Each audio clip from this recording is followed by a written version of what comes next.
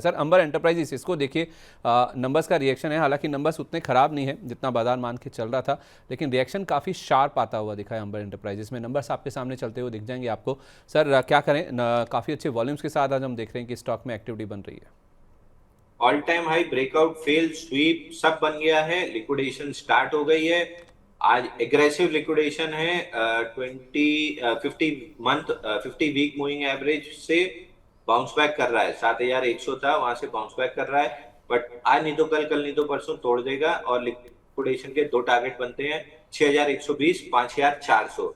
साथ में जिसको डाउट है उसको और थोड़ा सा एडिशनल जोड़ देता हूँ इसी में, ईएमएस में केन्स केन्स में भी 3248 का फाइनली डबल टॉप का ब्रेकडाउन आते हुए दिख रहा है। लास्ट वीक अर्निंग्स इसमें भी आई थी। ऑलमोस्ट 300-400% वॉल्यूम राइज था वीकली चार्ट पे, और ब्रेकडाउन कंफर्म हुआ है 3248 पे। 2424 का टारगेट खुल रहा है।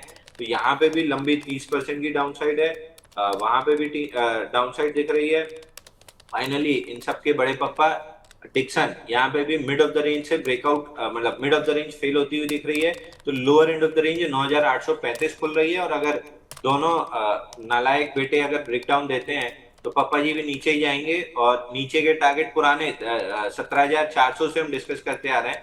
9835 पहला टारगेट था बाइंग क्लाइमेक्स का जो टेस्ट हुआ है। अभी 8446 और 5778 ये बचे हुए हैं। तो 8446 तो आते हुए दिख रहा है।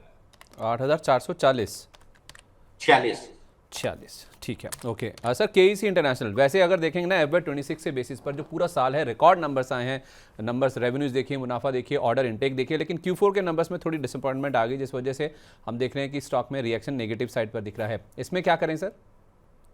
क्लियर कट ब्रेकडाउन है सर। 34% गिरने के बाद पिछले 8 हफ्ते से कंसोलिडेट कर रहा था, और 1 2 3 4 5 हफ्ते की इनसाइड बार का आज फाइनली मदर बार के नीचे ब्रेकडाउन भी दिया है। और स्विंग लो का भी ऑलमोस्ट ब्रेकडाउन कंफर्म ही है। 501 का लो था, 500 के नीचे चल ही रहा है। अगर क्लोजिंग दे देता है वीकली इसके नीचे, अब अगेन वही कंफर्मेशन कम सेट है कॉस्ट। प्रीएम्प्टिव बेचना है तो यहीं बेच लीजिए।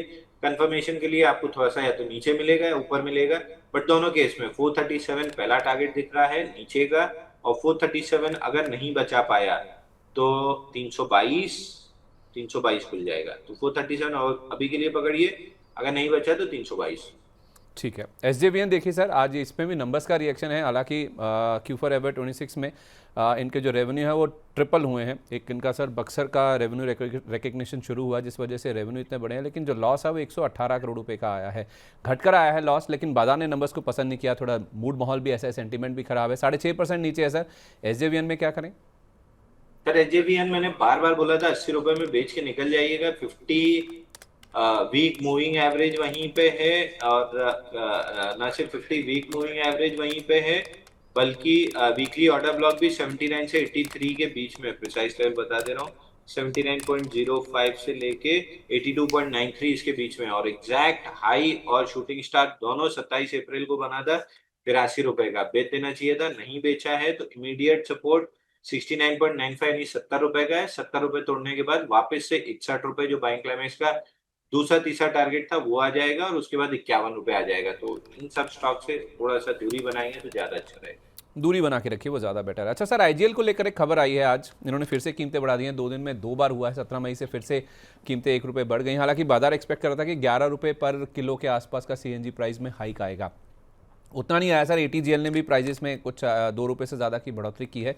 स्टॉक्स अगर आप देखेंगे, चाहे IGL की बात करें या MGL की बात करें, नेगेटिवली रिएक्ट करते हुए नजर आए। जैसा हमने IOC BPCL में पिछले हफ्ते रिएक्शन देखा था सर, जितना पेट्रोल प्राइजेस बढ़े थे उतना बाजार एक्सपेक्ट कर रहा था कि उससे कहीं ज़्यादा बढ़ेंगे। कुछ वैसा ही इनके साथ भी हुआ है। क्या राय होगी सर IGL MGL पर? सर मेरे को कोई खास दिक्कत नहीं दिखती है।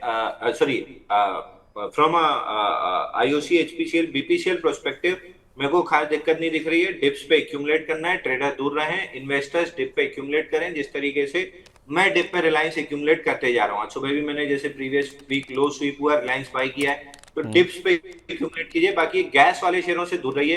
ये जब नवंबर, बिफोर लास्ट ईयर नवंबर में गिरे थे 50% किसी न्यूज की वजह से, तब से मैं बोल रहा हूँ इन स्टॉक्स को आप भूल जाइए, एकदम अलग हो जाइए। करना ही है, डॉक्टर ने अगर पर्ची पे लिख के दिया है तो। एटीजीएल के अलावा कोई भी स्टॉक मेरे को नहीं समझ में आता है।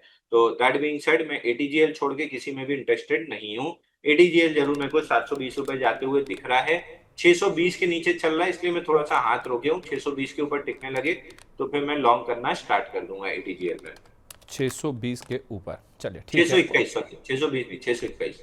621 के ऊपर एटीजीएल में टारगेट कितना बोला आपने, 700 का?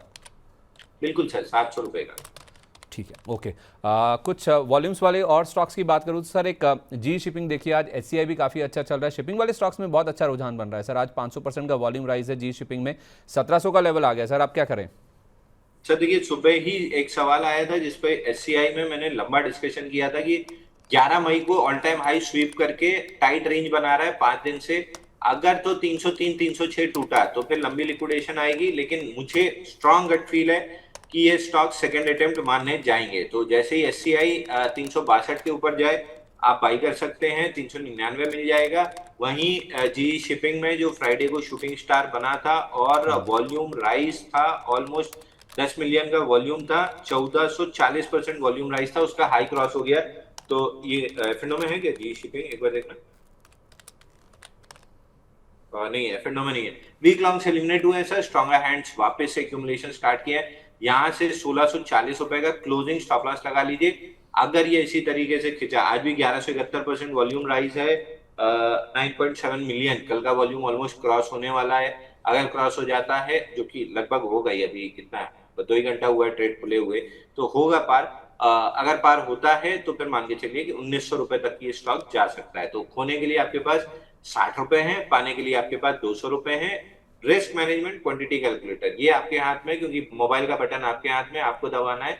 तो रिस्क मैनेजमेंट, क्वांटिटी कैलकुलेटर करते हुए बटन दबा सकते हैं।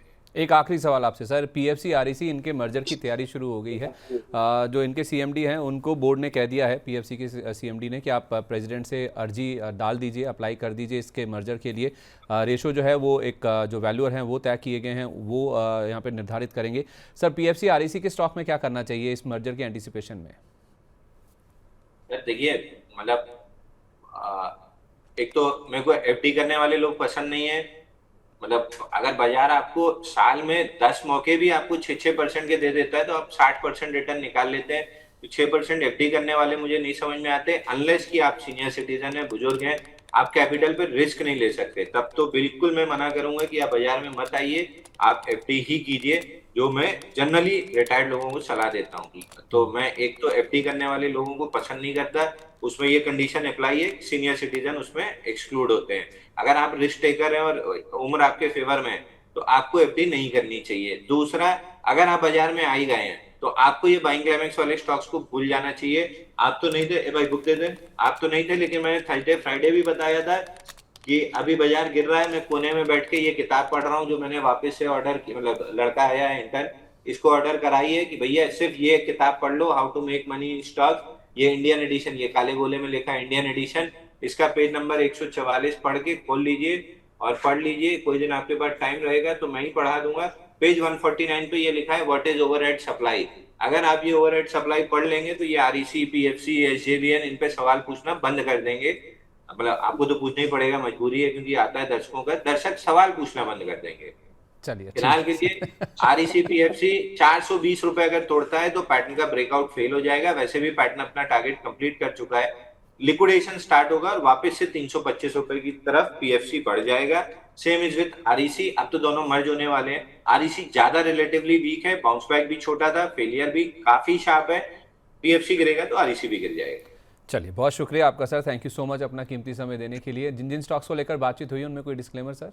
हर इंडेक्स या स्टॉक जिस पे भी बात हुई है, कोई भी मेरी पर्सनल पोजीशन नहीं है, लेकिन कंपनी क्लाइंट दर्शकों के पास हो सकता है, बट किसी तरह का कोई कॉन्फ्लिक्ट ऑफ इंटरेस्ट नहीं है। दूसरा एक रिक्वेस्ट है कि बुक बार बार आप लोग पूछते हैं, बुक मैंने आपको बता दी है, पेज नंबर भी बता दिया ओवरहेड सप्लाई पढ़ने का, उसको थोड़ा सा पढ़ लीजिए और ये बाइंग क्लाइमेक्स वाले स्टॉक से दूर हट जाइए। चलिए, बहुत शुक्रिया आपका sir, thank you so much, wish you a very good day.